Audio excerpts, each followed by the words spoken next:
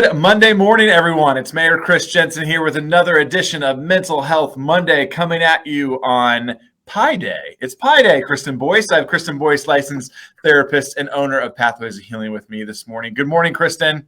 Good morning, Mayor Jenson. Thanks for having me today. My pleasure. Thanks as always for giving of your time to better our conversation around mental health. As I said, it is Monday, March 14th, which is 3.14, which is Pi Day. I saw people going all over crazy on social media about that. So all the little reasons to celebrate and talk about fun days. But hope you all had a great weekend. The sun is shining. Chris and I were just talking about that. I feel like the weather has maybe shifted a little bit. We are maybe heading for spring here in the Midwest. Hope weather wherever you are watching is wonderful.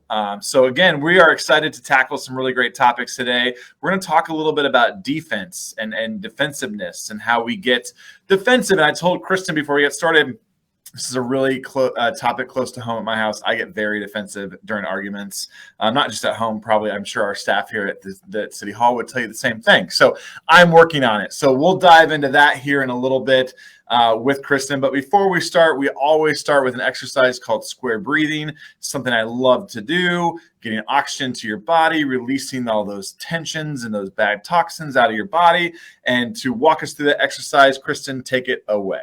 Okay, this is something I want to encourage everybody to do. So today you're going to want paper and a pen. And then This is a takeaway to practice. So when we practice and we're triggered and we want to get defensive, we can go to the breath and center ourselves before we respond. That's why this is so important. So feet on the floor, we're going to inhale through our nose for 4. We're going to hold for 4 and then slowly release out our mouths for 8, like you're cooling a cookie, cooling soup. It's important that you have that slow exhale, big, deep inhale. So let's practice together. We'll do 2 breaths. Big, deep inhale through your nose and release.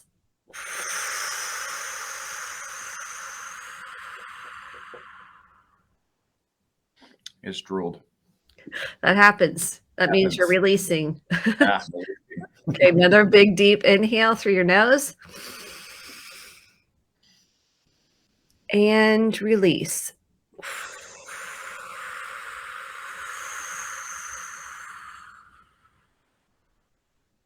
I can feel my shoulders really letting go on that last one. And this is a good time to stretch anything that you feel tension or tightness in your body, to let that really have a place to be released from your body.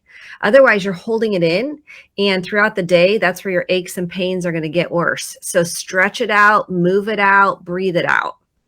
Right. I love that. I love that. Like I said, I breathe every day, all day long. I know that sounds silly, but not just breathe, intentionally breathe to help calm my body before I go into a tense meeting or go home to beautiful, wonderful kids, making sure that I am centered and relaxed and ready to take on the next challenge. So, hey, before we get started here, if anyone has any questions throughout the morning or just wants to say hi, feel free to chime in on the chat. My good friend Patricia Bratton's already said hi. Good morning, Patricia. But feel free to ask any questions. If we don't know the answer, we'll find some folks that maybe could help you out. If you're watching this on repeat or later on, if it's not a live show, which we have thousands of people that do that, feel free to chime in on there. Our staffs will make sure to monitor the page and get any questions answered to you.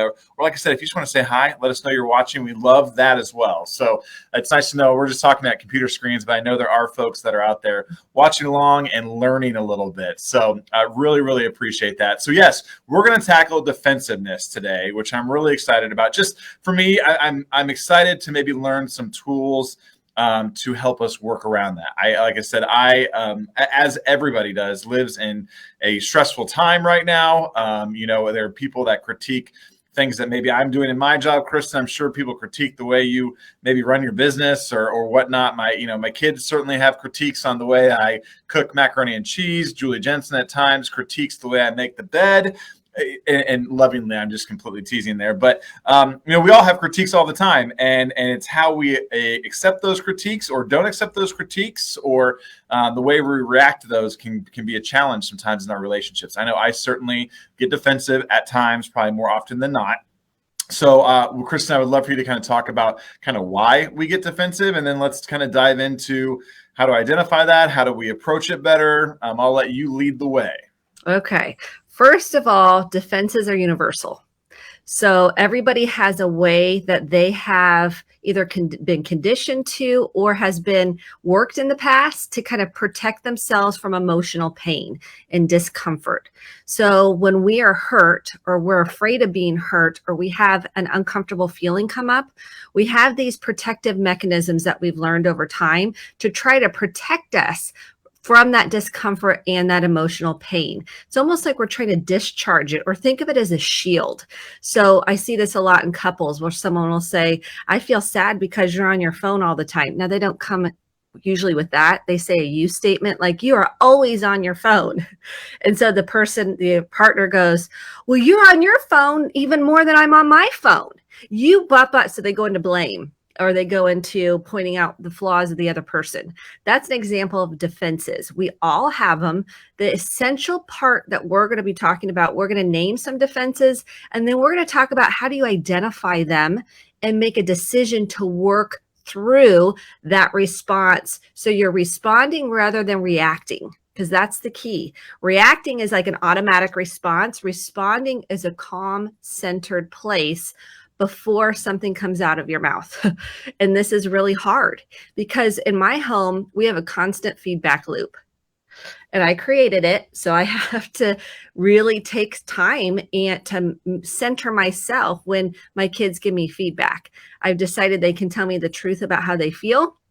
And Mark has too. So we're in a constant feedback loop. And I'm telling you, it is not easy. And in our relationship, we're in a constant feedback loop. So let's identify some defenses. So we're all clear. This is where pen and paper is important. So you can kind of have a list of which ones do you identify with and start recognizing. Okay, so here I have a good list. Joking.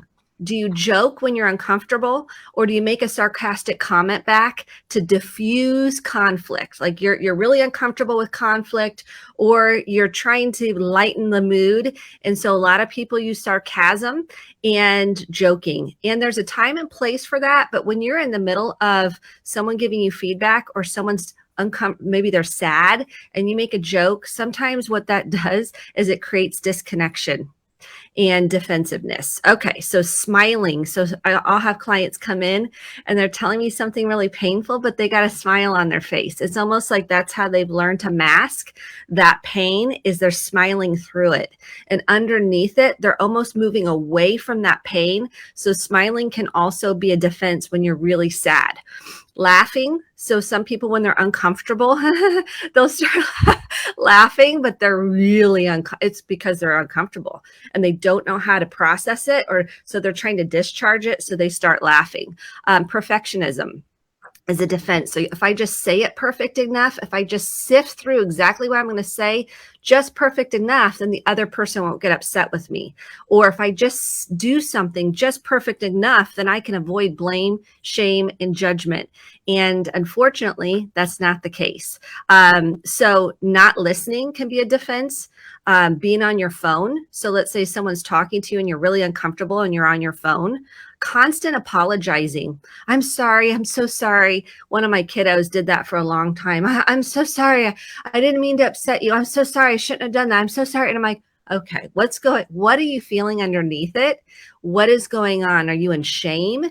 Shame, saying I'm not good enough, I'm defective, something's wrong with me. Are you sad about something? Are you scared of being rejected? What's going on underneath all that apologizing? So over explaining and over apologizing can also be a defense.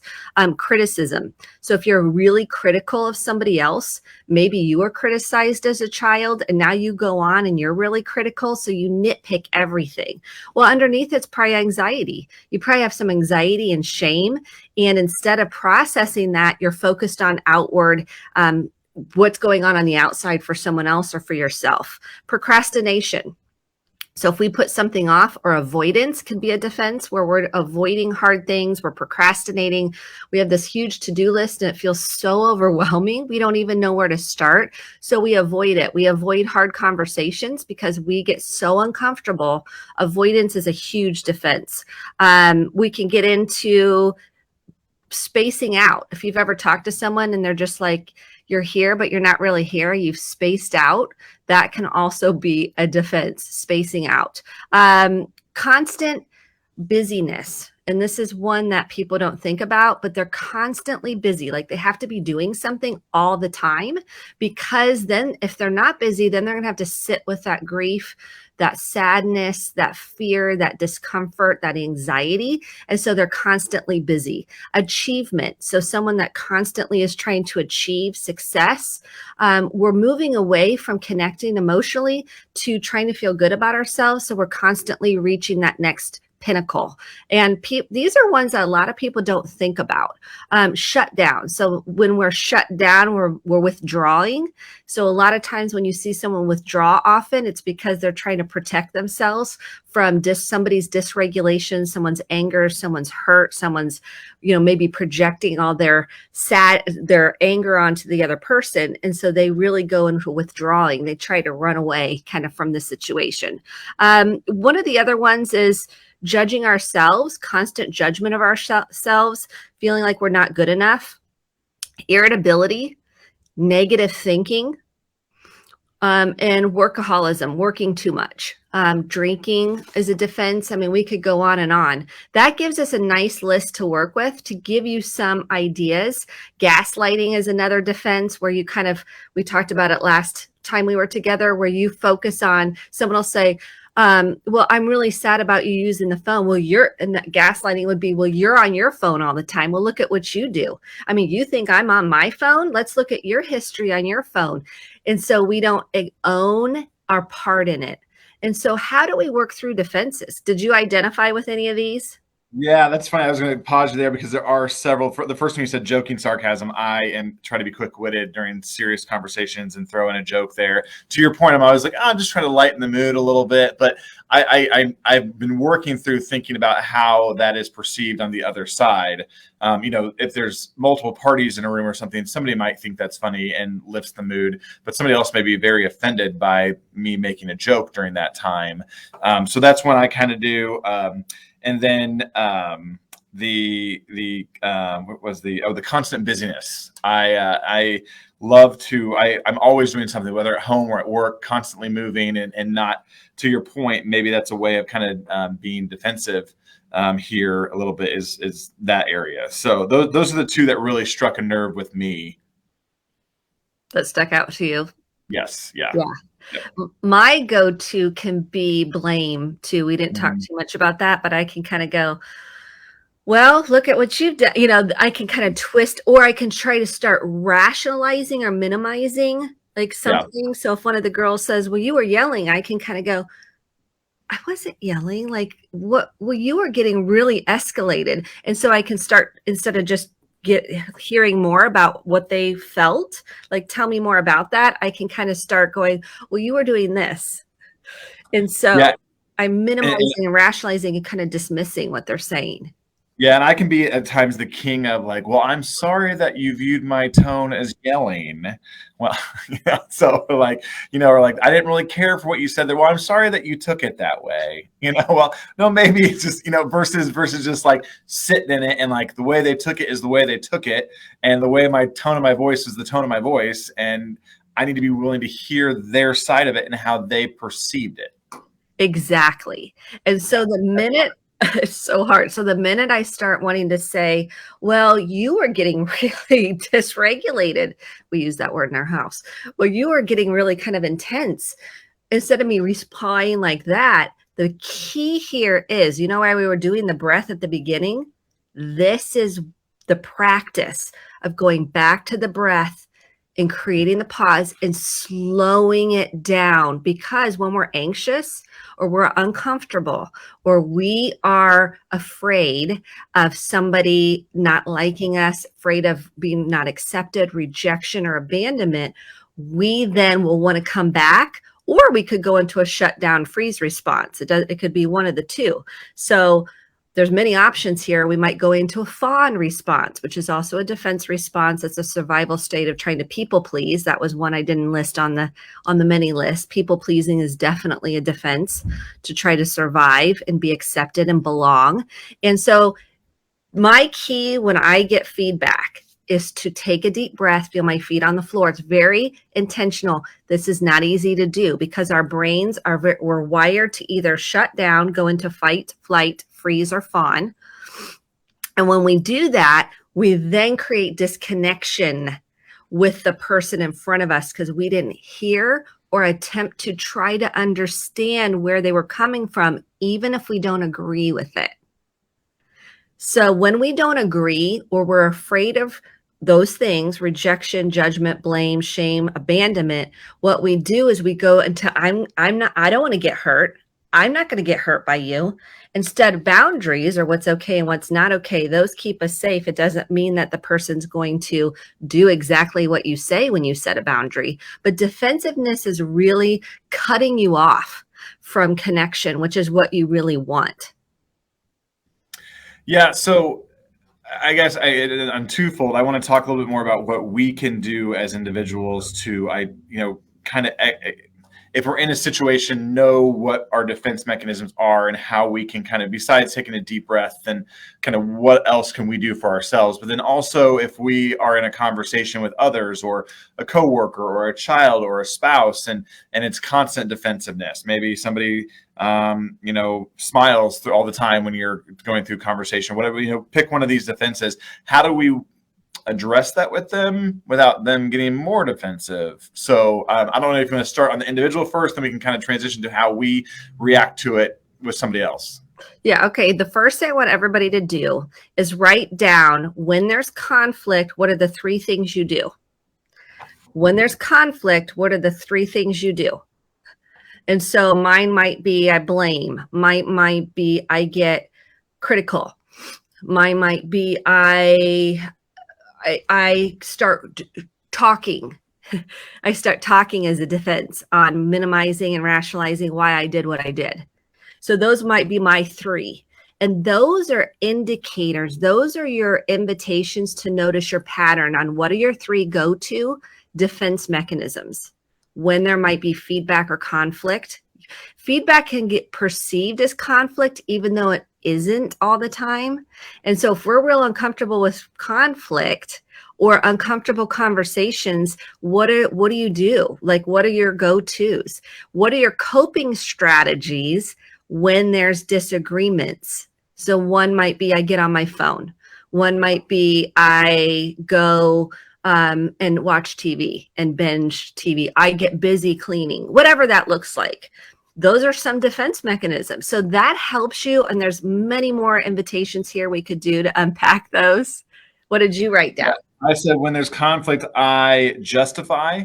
So kind of talk through why there's conflict. I joke to lighten the mood, or I fill the noise. So I just start talking and constantly continue talking and hope for not heads to nod and me to solve the situation. Yes. Isn't that powerful? Yeah, that's good to know. It's good to know. So self-awareness now I can start noticing that when my body and your body's response. So if someone starts giving me feedback, whether it's my husband or my kids or somebody else, it doesn't matter who, I can feel my pit in my stomach. That's my first sign. It might be shortness of breath. It might be tension in your shoulders. It might be in your chest. It might be your head starts hurting. It might be your throat starts feeling tight. Your breath starts changing. Oh no, we lost Kristen Boice, I think. I hope she comes back. So I am going to wing this show for a little bit. Kristen was talking a little bit about signs of defensiveness. So if you are in a situation where you are feeling critiqued or not necessarily judged, but getting feedback from others, those are some of the signs that you might feel within your own body. Again, I think Kristen talks a lot about knowing your body and knowing what is good for your body and being able to identify that. And welcome back to the show, Kristen Boice. I was going on a tangent about knowing your body and listening to the signs within your body when it comes to defensiveness. So now let's turn it back to the professionals like Kristen to continue talking through that. Yeah, so there we go. I could see you and hear you, but you couldn't see me. Who knows technology? Well, this show is much better with you and not just me. Well, I don't know about that, but did you have a body response when you lost? My stomach got a little butterflies in the stomach. And so that would be a body response for there. And then I just I started filling the noise. So, just filling the room with some noise. So here's the thing I wanted to point out about Was that done on purpose? Did you do that on purpose? I did. I was like, let's see how this goes. Let's put this out in real time. Hey, golly. So the talking actually can be helpful at times. So we think sometimes defenses are all like bad. They can be adaptive, but a lot of times they're maladaptive. So the key here is that's why I had you do the questions. So then you become more self-aware of what are your tells to know you're going into defense. Only you can decide that you want to slow it down and work on your defenses. So it's a choice. It's like, okay, I'm going to start working on your own triggers. If you know your triggers, you're going to be able to work on your defenses. 1, awareness. 2, deep breathing. 3, unpacking so you can recognize your tells when you're going into defense. And 4 is consistency over time. What does that mean? It means that I'm willing to consistently look at my reactivity, my body responses, my intensity over that trigger and make a decision to work through it. And oftentimes we have a dotted line to a rooted issue. So for example, if you weren't hurt as a child or you were met with defensiveness as a child, chances are you have an unmet need there, and the need to be heard, understood, and paid attention to is still there. We all have that. We all want to be understood, but we have to be willing to try to understand ourselves and other people. We wait for someone else to understand, and I'm like, they don't have the tools. They didn't get it either in childhood, not to blame our childhood, but to have some insight. You got to practice this yourself. You've got to offer yourself that acknowledgement and that nurturing. So then you can offer it to somebody else. Now, go ahead. I was going to say, is it fair to say, as we're working on these things, I want to kind of set expectations correctly, that you're not going to, sit here and work on your breathing and whatnot, and then all of a sudden you're going to be just done being defensive, right? I mean, I think we need to reward, like, it's kind of like when you're on a diet and like you have 3 meals a day, 2 are really good, 1 was crappy, and so you're like, well, to hell with it. I'm just going to eat the rest of the donut box the rest of the day because the day's shot. Well, no, rein it back in, and so you may leave a situation where like, what, I was really trying to work on my defensiveness. I did well for a while and then I did get a little defensive there. Can you talk a little bit about like, that's progress, right? Am I right on that? Absolutely. Okay. I don't want to make this like you're going to just do the breathing and never get defensive again. I get defensive every day. That's just part of the human experience. I think you said something really important. It's recognizing, and then I call it a circle back or a rewind, where I'm like, ooh, I will go back and I'm saying, thank you for sharing that with me. I noticed I got really defensive and I could see that was hurtful. How did that feel for you? That's how you do repair work. That's how you circle the wagon back and acknowledge and take ownership for your defenses. And that models for your children and for other people what it looks like to own and take responsibility for and do an appropriate apology. So I loved your apology example because you're like, I'm sorry you feel that way, right? And that would be what we would go, okay, how we would do that differently might be like, I see that caused you some hurt and I'm really sorry for hurting you. See the difference. It's such a powerful difference. So we will not do this perfectly. You will not clear out all your defenses. It's just won't happen. So that was a really good point, because it won't be like, I'm going to work on this and never get defensive again.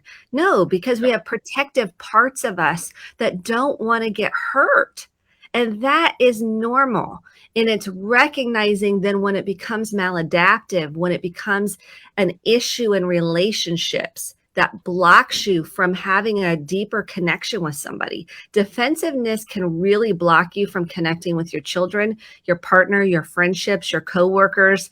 And you've got to recognize what are your go-to defenses so you can start nurturing those defenses, having some self-compassion and working through them and get to the other side. So then you can hear feedback and you can recognize when you go into shame or anxiety or fear and go, it's okay. They love me and they were trying to give me some helpful input to create more connection between us.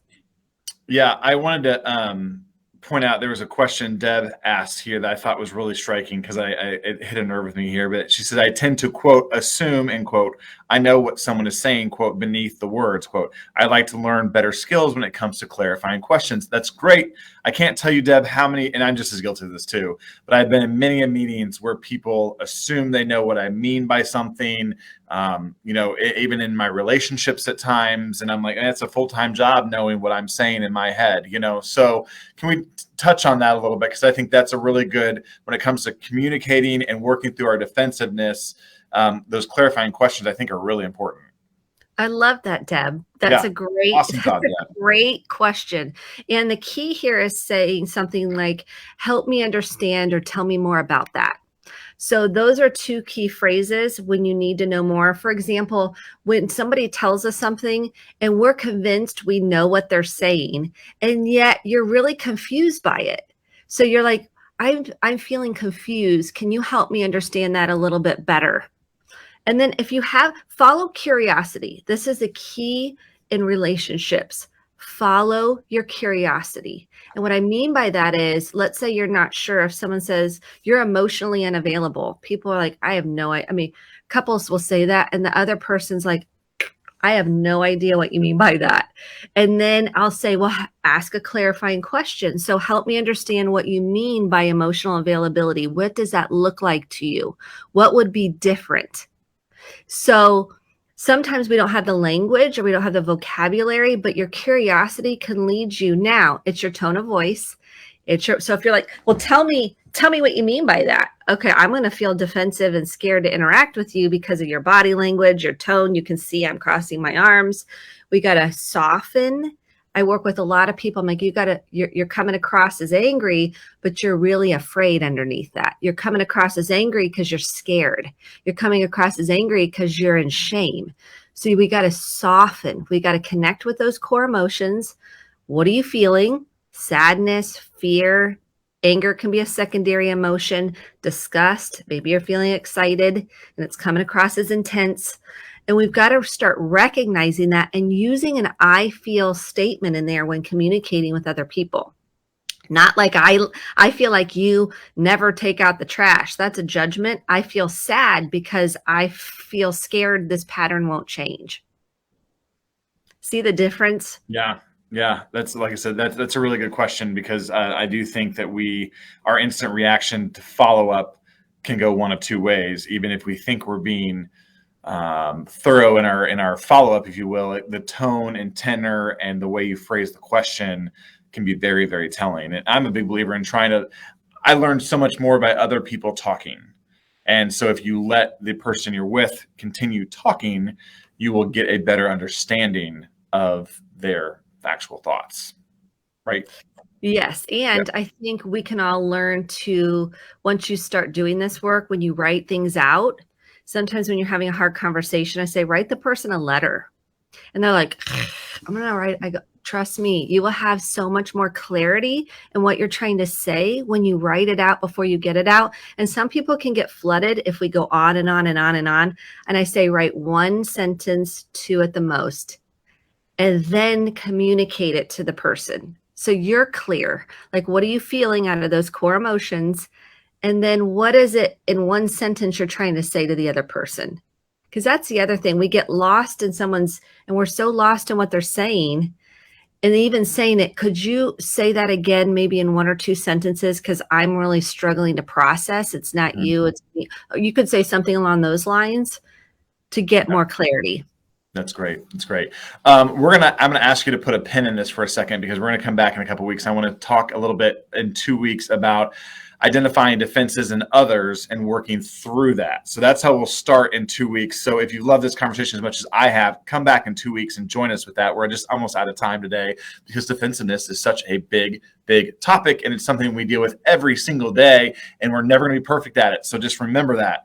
Our goal here today is to give you some tools to be better at it, and that's all we ask, is that you try. So Kristen, this topic has been incredibly enlightening. Like I said, in 2 weeks we'll come back and talk about working through defensiveness in others. But before we wrap up here, if somebody's in crisis right now, doesn't know where to turn, where can they go? 1-800-273-TALK. Please reach out for support. It's available. Or you can text if you don't want to talk on the phone, 741-741. And then on the City of Noblesville website, there is a whole page of resources available to you. So please know that you do not have to walk through pain alone. Absolutely. And again, join us in 2 weeks. We'll dive a little bit more into defensiveness, as well as some other great topics. There's a lot going on in the world, Kristen, as you all know. I've been trying to keep the news off at home because you taught me that a couple weeks ago, just to kind of reduce the anxiety amongst my family. And I would encourage you to think about that as well. So stay safe, Noblesville. Kristen, thank you again for joining us. And we'll see you all back here in 2 weeks for another edition of Mental Health Monday. Thanks, Kristen. Thank you.